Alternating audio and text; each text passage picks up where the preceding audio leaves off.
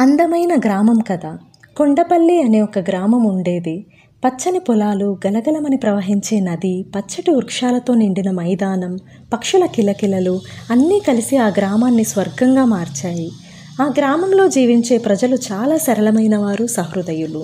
అక్కడ ప్రతి ఒక్కరికి మరొకరిపై ప్రేమ, గౌరవం ఉండేవి. గ్రామం అంతా కలిసికట్టుగా ఉండేది. ఆ గ్రామంలోని ఒక రైతు రామయ్య గారు ప్రతి ఉదయం సూర్యోదయానికి ముందే పొలంలోకి వెళ్ళేవారు.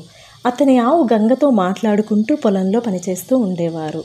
గంగ మేత మేస్తుంటే రామయ్య పొలంలో విత్తనాలు విత్తుతూ పాటలు పాడేవాడు. రామయ్య ఇద్దరు కుమారులు బాగా చదువుకున్నారు. పెద్ద కుమారుడు పట్టణంలో ఉద్యోగం చేస్తున్నాడు.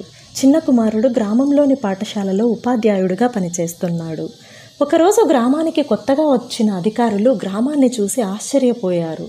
ఇంత సుందరమైన, సంపన్నమైన గ్రామం చాలా అరుదు అని ప్రశంసించారు. వారు గ్రామాభివృద్ధికి మరికొన్ని నిధులు మంజూరు చేశారు. అప్పటి నుండి గ్రామంలో మరిన్ని మార్పులు వచ్చాయి. కొత్త రోడ్లు, మంచినీటి ట్యాంకులు, పిల్లల కోసం గ్రంథాలయం ఏర్పడ్డాయి. అయితే గ్రామ ప్రజలు తమ సంప్రదాయాలను మాత్రం వదల్లేదు. పండగల వేళ గంగిరెద్దుల ఊరేగింపులు, కోలాటాలు, హరికథలు ఇంకా కొనసాగుతూనే ఉన్నాయి. కథలోని నీతి: ప్రకృతిలోని అందం, ప్రేమ, ఐక్యత కలిసి ప్రతి గ్రామాన్ని స్వర్గంగా మారుస్తాయి.